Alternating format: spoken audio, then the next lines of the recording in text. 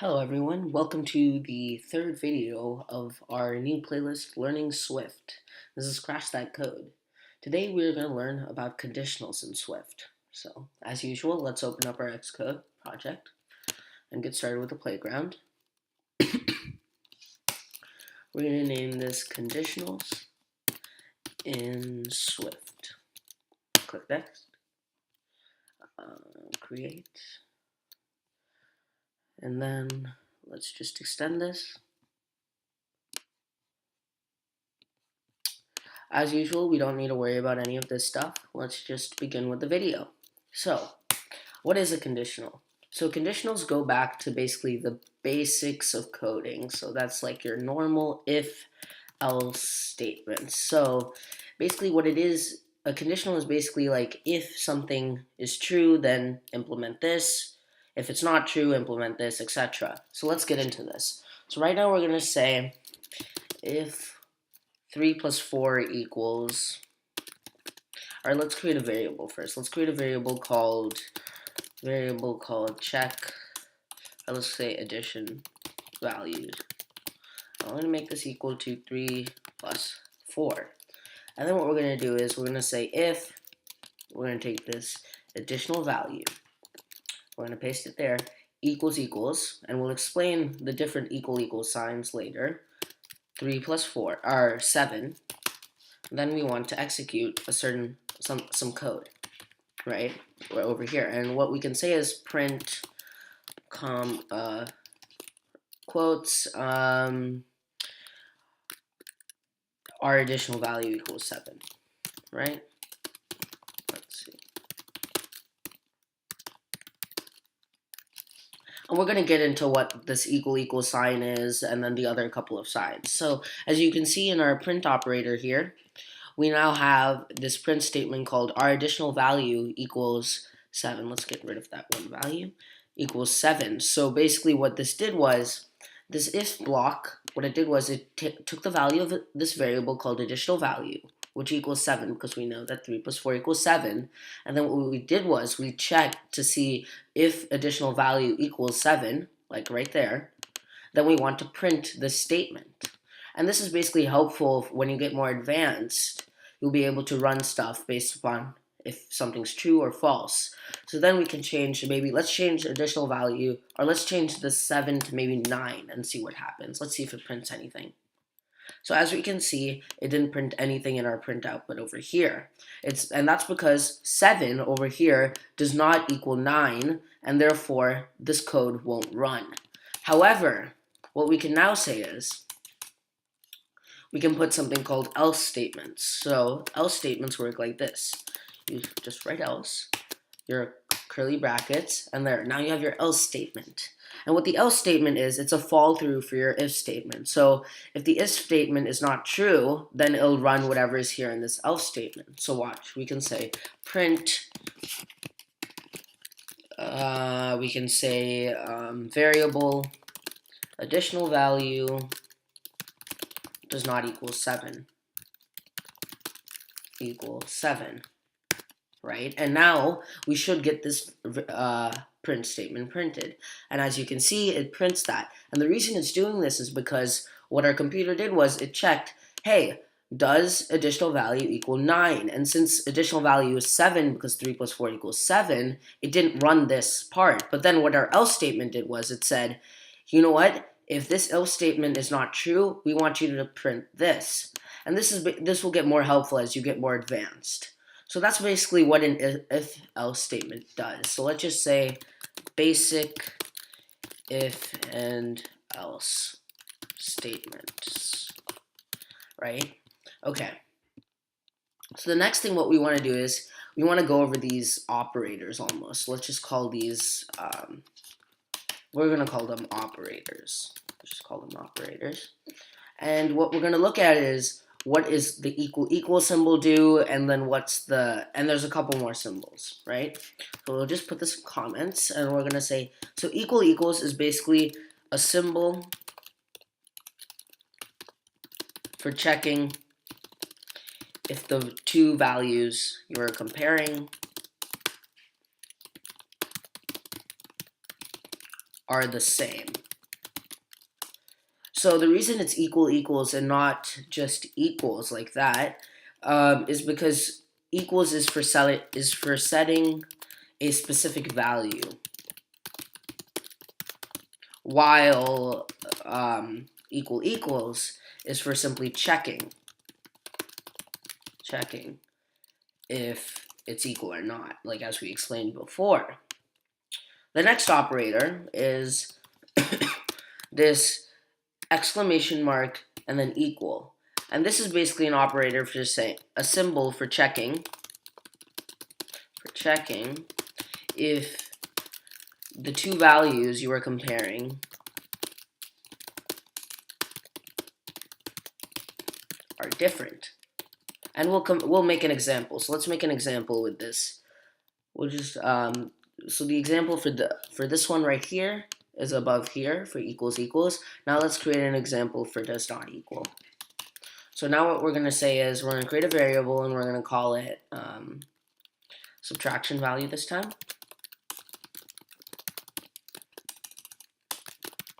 And we're going to make it equal to 8 plus 9. Or let's just do 8 plus 1, which equals 9. And then we're going to say if subtraction value does not equal 9, then we want you to do this. So we're going to say, then we're going to print subtraction value does not equal 9, and it's going to give us an error here because in the print statement, because you always need quotes. Just give it a second. Just put quotes there, right? Because that's a string that we want to print out. And then we're going to also put an else statement. So in the case where the subtraction value does equal 9, what it'll do is it'll print this statement. So let's print it does equal 9, exclamation mark. And now you'll see down here it does print 9 below. You can see that. Let's just expand this a bit. It does equal 9. So let me explain quickly what happened here. So this is a normal if and else statement, but what changed was this operator that we put in. So over here we're checking if the subtraction value does not equal 9, meaning it equals something else other than 9, we want to print this value, right? Subtraction value does not equal 9. However, if it does equal 9, we have this else statement, which is the fall through, and it does print it does equal 9. So now let's say we change this to 7. So now it's going to print subtraction value does not equal 9. And here's another cool thing we can do. We can put a comma there, and we can also say print the subtraction value.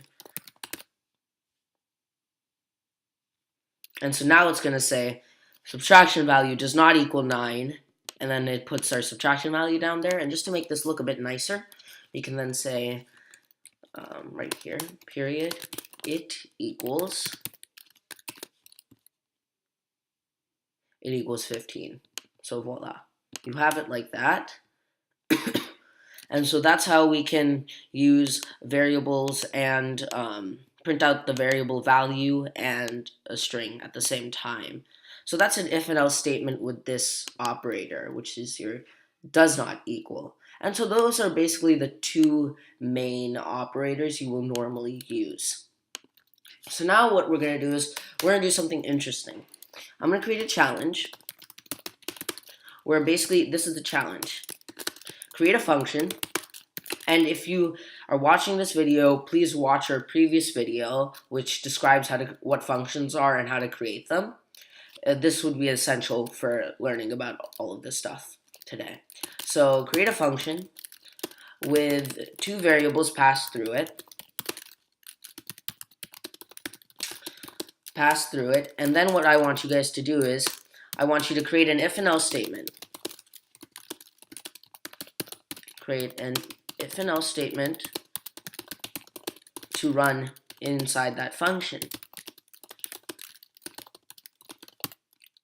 And then you just have to call the function, and then call the function. And basically the variables I want you guys to pass, are, you're going to check, what you guys are going to do is you're going to see if you're going to see two car speeds. So you're going to check if the car speeds of two different cars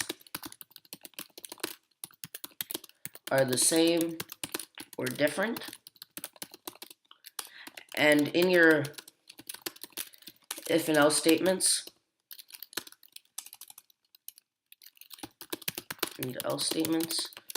you're going to print the values of the speeds. So I suggest you guys start this challenge on your own to see where you guys stand. If you have any trouble, reference to the previous video to do the challenge. I suggest you guys pause it, or you can follow along with me on how I do it. So we're now going to create a function. You should pause the video here if you want to do the challenge on your own. So now we're going to create a function called check car speeds. Okay? And then this function's going to have two parameters, and we'll define the variables later as described in the challenge, right? And what we're going to do is over here, let's just first just comment those out so that we have a clean area over here.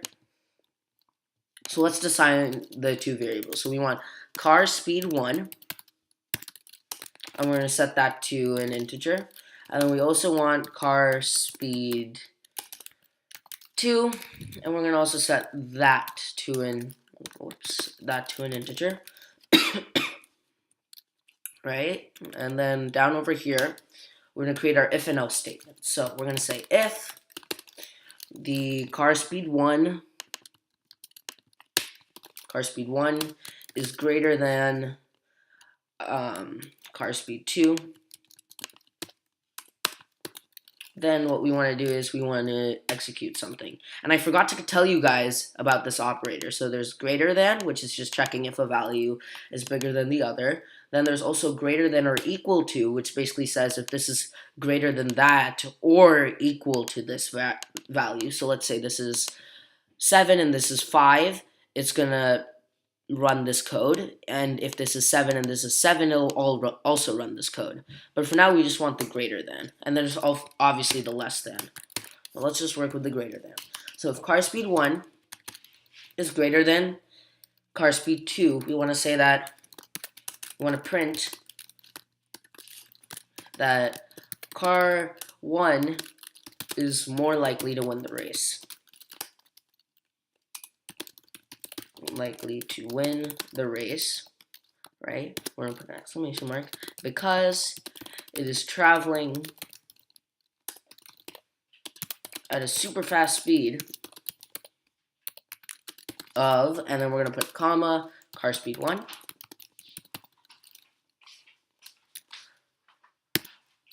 And then we're going to go below here and we're going to create an else statement. So what the else statement does is we're going to check if this if statement is not true, we're going to create a new else statement. So basically, if maybe car speed 1 isn't greater than car speed 2, it's going to run this else statement. Right, so now we're going to print, turns out car speed 1 is not greater than car speed 2. It seems that, or here's what we're going to do. So, as you can see, there's 3 possibilities that can happen. One, car speed 1 could be greater than car speed 2. The other one is that car speed 1 could be less than car speed 2. And then the other one is that car speed 1 could be equal to car speed 2. Right? So now we're going to say, I'm going to teach you guys something else, which I wanted to do in a different video, but I think we can do it in this one. So we're going to say else if, and we'll explain what that is later, car speed 1 is equal to car speed 2.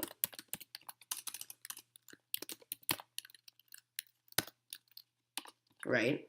And now over here we're going to print both cars are traveling at the same speed.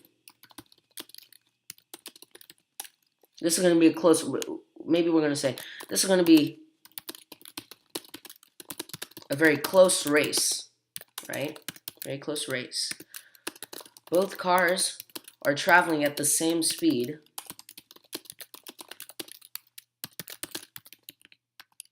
of, and then we'll just put comma. And as you can see, we can choose car speed 1 or car speed 2. Let's just do car speed 2, right? And then what we're going to do is we're going to create, and I'll explain all of this code after pretty clearly. Then we're going to create another else statement. And now we're going to print, now what we're going to print is, it seems that car speed 2 is going to, well, let's maybe just copy this part over here. Let's copy this print statement and paste it there, and we'll just change it up a bit to match this scenario. So we're going to say car 2 is more likely to win the race because it's traveling at a super fast speed of car speed 2, right? And now we just go back to our normal code that we've already learned, and we just call it. So we check, let's just car speed. And over here you can see this is basically what Xcode, what's really neat in certain coding compilers, which is what we have here, is that based upon previous code you've written, it tries to guess what you're about to write. So if we just click enter, it will automatically guess that we're trying to call that function, and it sets it up like our parameters up for us. So we're going to say car speed 1 is traveling at 60 miles an hour, and car speed 2 is traveling at 80 miles an hour. That's pretty fast. So now what it prints out is car 2 is more likely to win the race because it's traveling at a super fast speed of 80. So you're probably wondering, 80, we want to make it maybe miles an hour. So we then put just a comma, mph, miles per hour, right? And then it prints out 80 miles per hour. So now what we're going to do is, let's just explain what all this, let me just explain you guys what all this code does. So here's what all this code does. So we create a function called check car speeds with two different parameters in it, check car speed 1 and then car speed 2. And this is basically going to be set when we call it. So this is basically a theoretical number that's set later in our code down here when we call the function. So now we go to our first if statement. So our first if statement is pretty easy. We're saying we're taking this car speed 1 value and we're checking if car speed 1 is greater than car speed 2, meaning like whatever its miles an hour is greater than this miles per hour, then we want to print this statement, right?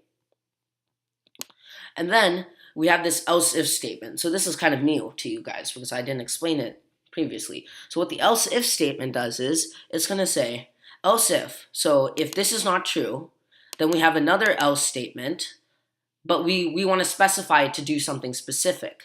We want to check something specific basically. And this is for when you basically have more than just one or two false errors, meaning like when you just have two binary options for what can happen. Over in this case scenario, we have three different binary options for what can happen. For example, this could be 60 and that could be 60.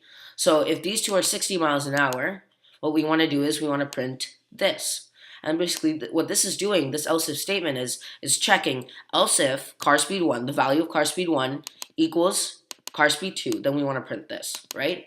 And so now what this final else statement is doing is saying if none of this stuff above here is true, then we want to run this stuff, right? This print statement.